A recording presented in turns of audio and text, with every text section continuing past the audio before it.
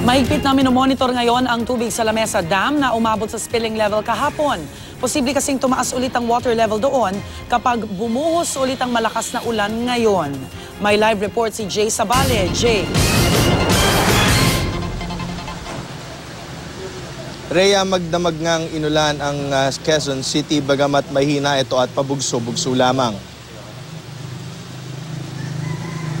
Sa Lamesa Dam, patuloy ang mahigpit na monitoring na ginagawa ng mga otoridad. Kahapon kasi umakyat sa level na 79.74 bandang 6:30 kagabi.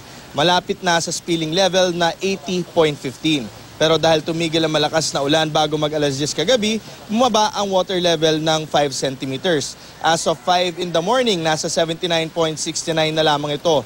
At kanina ngang alas 6 ay umabot ito sa 79.68 dahil na rin daw kumukuha na ng tubig ang ibang planta. Pero ayon kay Engineer Teddy Angeles, bumaba man daw ito, hindi raw dapat magpakumpiyansa ang mga residente malapit dito. Ano man daw kasing oras ay maaring bumuhos ang malakas na ulan at muling tumaas ang level ng tubig sa dam. Kaya ang Barangay North Fairview nakahanda ang kanilang mga life vest, floating device at bangka.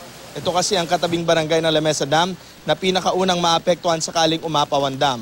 Samantala sa pag-iikot namin kagabi sa iba't ibang barangay na malapit dito sa may Lamesa Dam, wala naman kaming nakitang lugar na may pagbaha o di kaya ay nagkaroon ng preemptive evacuation.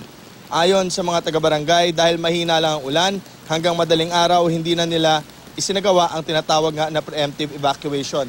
So andito tayo ngayon sa may Atherton Bridge kung nasaan yung mismong Tulyahan River. Binabantayan nga ng maigi ng mga tropa ng barangay itong lugar na ito dahil meron sila ditong level ng tubig na binabantayan. No? So pag umabot ito sa kulay blue, ang ibig sabihin nito ay nasa 3 meters na yung tubig sa naturang river kaya magkakaroon na daw ng preemptive evacuation. Samantala, pag ang tubig umabot dun sa may kulay pula o 4 meters, ito ang sinyales na kailangan ng magkaroon ng forced evacuation.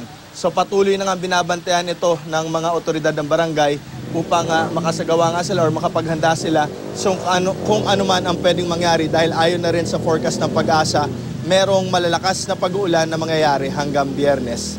Rhea? Maraming salamat, Jay Sabale.